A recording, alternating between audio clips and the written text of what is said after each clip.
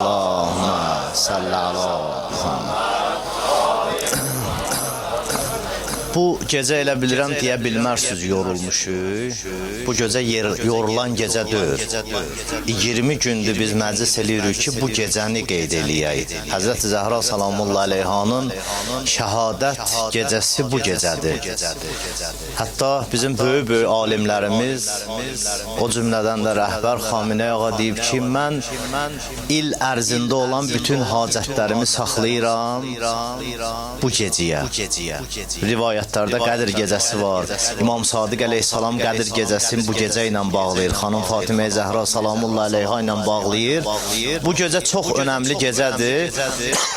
İstədim bu gecədə mənim də bir payım olsun. Mən də 5-10 dəqiqə vaxtınızı alım. Çox vaxtınızı almayacağım, amma ürəklərinizi istirəm aparam Həzrət Zəhra salamullahi aleyhanın evinə. Bu gecə o evi təsəvvür eləməsik, şəhadəti başa düşmərik.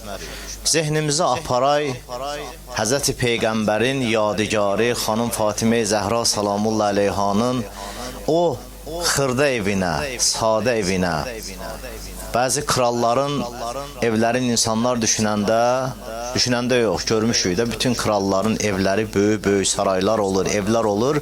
Həzrəti Zəhra salamullahi aleyha İslamın mənbəyi Həzrəti Peyğəmbər salamullahi aleyhanın qızı idi, amma elə bilməyək evi saraylar idi, böyük evlər idi. Balaca bir dənə evləri vardı, Allah qismət eləsin.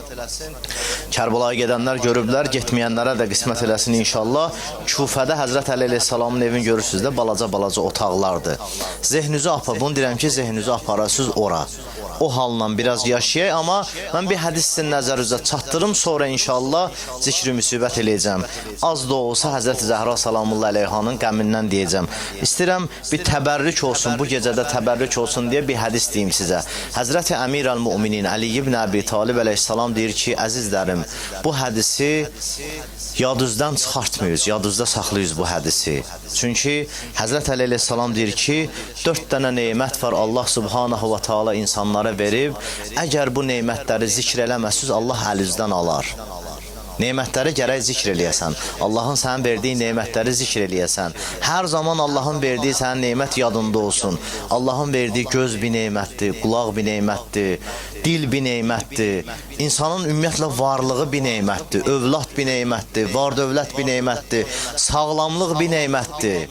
Xəstə olanda bunların qədrini bilirik, gözsüz olanda bunun qədrini bilirik, qulağımız tutulanda bunun qədrini bilirik. Varlılıq bir neymətdir, kasıbçılıq bir neymətdir, cürbəcür neymətlər var ha. Həzrət Əli əleyhissalam deyir, 4 dənəsini heç vaxt yaddan çıxartmıyız. Bunları yaddan çıxarsız da olar, çıxartmıyız ha yaddan, amma çıxarsız da olar. Bu 4 dənəni yaddan çıxartmıyız. Hər zaman zehninizdə olsun və buna görə Allaha şükr eləyiz. Nədir neymətlər? 4 neymət nədir? Birincisi Həzrət Əmir əl-Müminin Əli ibn Əbi Talib əleyhissalam buyurur, həmd olsun, həmd eləyiz Allaha, yəni Allahı tanıdım. Birinci neymət mərifətullahdır, Allahı tanımaqdır. Əgər Allah tanımasaydı, nə halal bilərdik, nə haram bilərdik. Əgər Allah tanımasaydı, nə valideyn bilərdik, nə ana bilərdik, nə ata bilərdik, nə bacı bilərdik. Onların ehtiramı. Mən bir dəfə burada pasport alan vaxtında analizlər verirsən. O analiz götürənlərin biri mənə dedi ki, ehtiyac yoxdur, heç nə analiz götürmürəm. Mən demişdilər ki, ruhanidir. Mənim sənədimi düzəldən o xanıma demişdi ki, ruhanidir. Bizim ruhanimizdir. Yəni, əl vurmaq olmaz ona, toxunmaq olmaz. Belə uzaqdan nə eləyə bilirsən elə. Dedi, heç nə istəmirəm, 5-10 dəqiqə söhbət eləyim ondan. Biraz danışdım, mən İslamdan danışdım. O öz həyatından danışdı, başladı ağlamağa. Dedi, heyf olsun, heyf olsun, heyf olsun. Mən cavanlığımda Allahı tanımadım. Cavanlığımda Allaha iman gətirmədim. Əgər Allaha iman gətirsəydim, Allaha mərifətim olsaydı, mənim övladlarım bugün belə olmazdılar. Dedim, nədir övlad? Dedi, övladlarım mənə ana kimi ehtiram eləmir. Amma bizim şəriətimiz nədir? Qur'anımız nədir? Və la təqul ləhuma uffin. Onlara uf da demiyiz. Valideynə uf kəlməsini belə demiyiz. Təfsir alimləri deyirlər ki, əgər uf kəlməsindən aşağı bir kəlmə olsaydı, Allah onu deyərdi. Birinci neymət ki, Həzrəti Əmir əl-Müminin deyir, yaddan çıxartmıyız, ona görə Allaha şükr eləyiz. eləyirik? Allahın mərifətidir. Həmd olsun Allaha ki, biz Allahı tanımışıq. Həmd olsun Allaha ki, biz Allaha ibadət eləyənlərdənik. Bunu tez-tez yad eləyək və hər gün buna görə Allaha şükür eləyək. İkincisi, Həzrəti İmam Əli ibn Əbi Talib əleyhissalam deyir ki, Allaha şükür eləyirik, Allaha təşəkkür eləyirik ki, bizim ruzumuzu onun öz əlində qərar verib.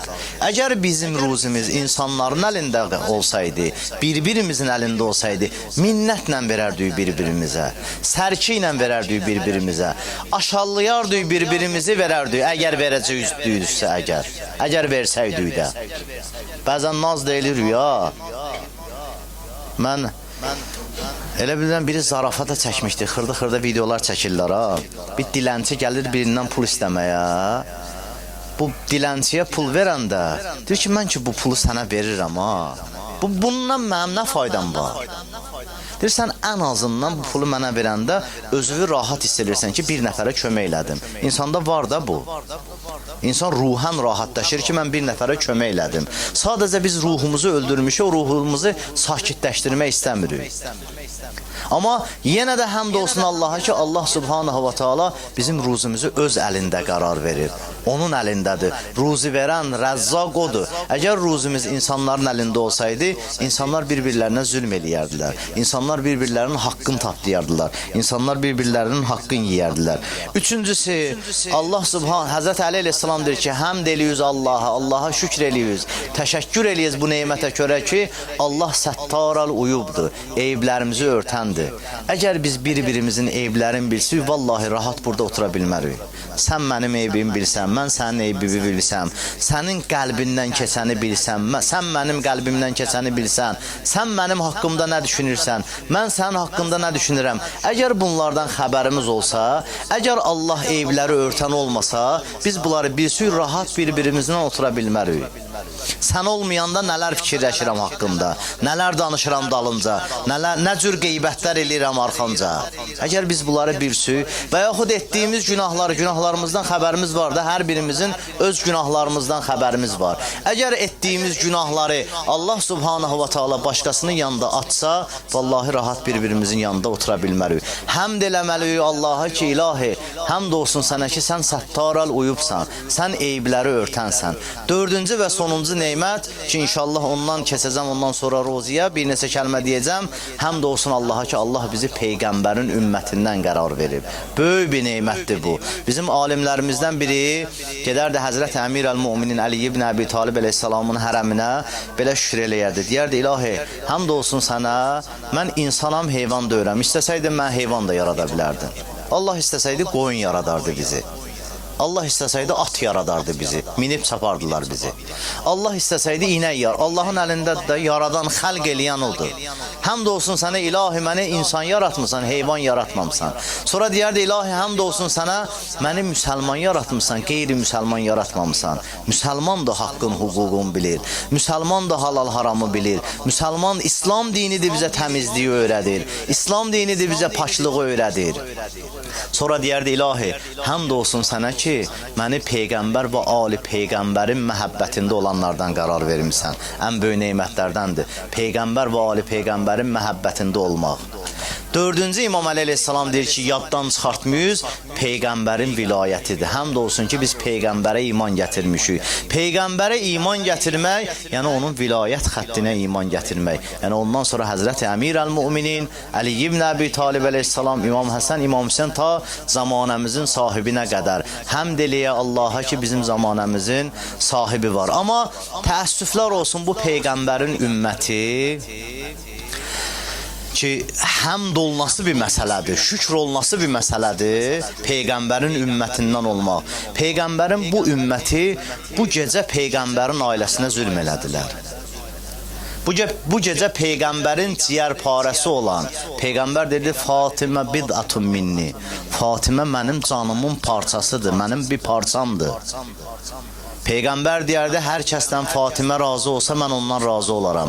Hər kəsdən Fatimə narazı olsa, mən ondan narazı olaram. Amma bu gecə Peyğəmbərin ciyər parəsi olan Həzrəti Zəhra salamullahi əleyhaya zülm elədilər.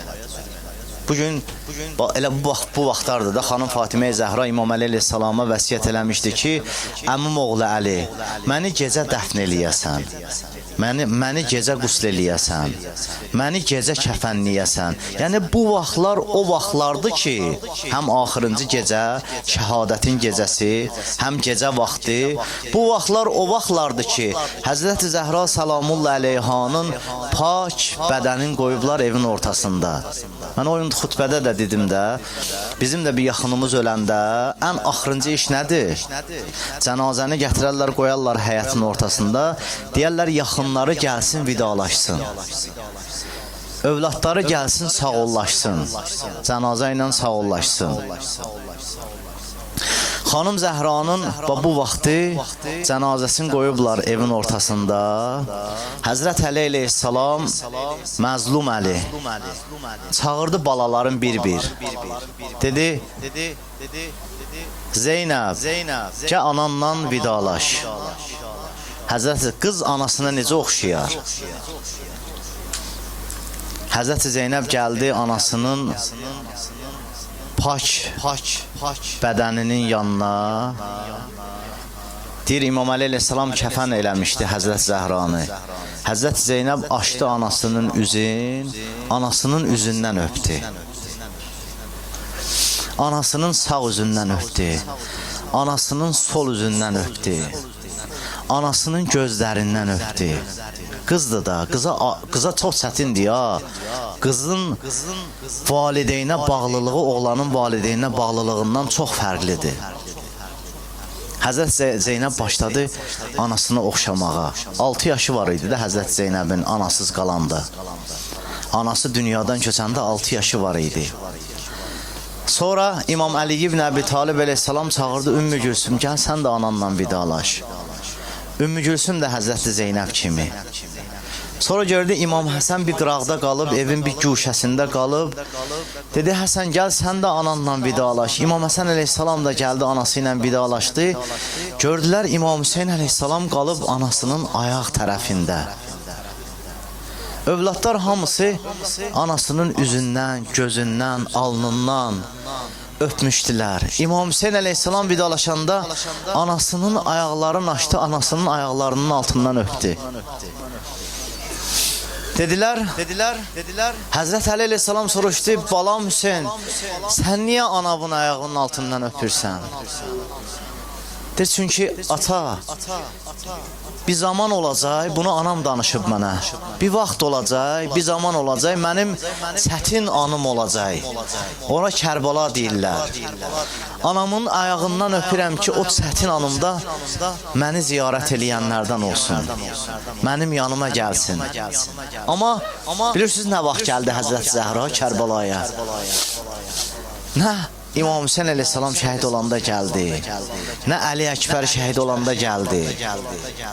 Hə, o vaxt gəldi. İmam Hüseyin əleyhissalam Əbəlfəz ağanı göndərdi döyüşə. Döyüşə yox, su gətirməyə. Əbəlfəz ağanın qolların qələm elədilər. Atdan saldılar onu, qolların qələm elədilər. Məşqin oxladılar. Əbəlfəz ağa uzandı. Gözlərin oxladılar. Uzandı yerə. Çağırdı, qardaşım, gəl köməyimə. İmam Hüseyin əleyhissalam gələndə Əbəlfəz ağanın başını aldı qucağına, qoydu dizinə. Birinci Əbəlfəz ağa başını çəkdi. Yenə qaldırdı, qoydu dizinə. Yenə Əbəlfəz ağa başını çəkdi. Üçüncü qoyanda dedi, qardaşım, mənəm. Əbəlfəz ağa dedi, qardaşım, sənsən. İmam Hüseyin təəccüb elədi. Əbəlfəz heç vaxt İmam Hüseyinə qardaş deməmişdi. Dedi, niyə mənə qardaş dedin? Sən həmişə mənə deyərdin, zamanəmin sahibi, imamım, rəhbərim. Niyə mənə qardaş dedin? Dedi, qardaş, sən gəlməmişdən qabaq anam Zəhra gəlmişdi. Sən Sən gəlməmişdən qabaq anam Zəhra ziyarətimə gəlmişdi. O ki mənə dedi, övladım, gəl qucağıma. Bildim ki, sən mənim həqiqi qardaşımsan. Zəhra məni övlad deyə qəbul elədi, deməli sən mənim həqiqi qardaşımsan. Bu gecə çox ağır gecədir. Bu gecə hacətlərinizi istəyiz. Bu göz yaşlarımdan sonra hacətlərinizi istəyiz. Allahı an veriz Həzrət Zəhraya. Allah bütün hacətlərinizi həyata keçirdər. Əssalamu aleyki ya Fatimə. Əssalamu aleyki ya bint Rasulillah. Əssalamu aleyki ya bid'ət Rasulillah. Allah hamımızdan qəbul eləsin inşallah.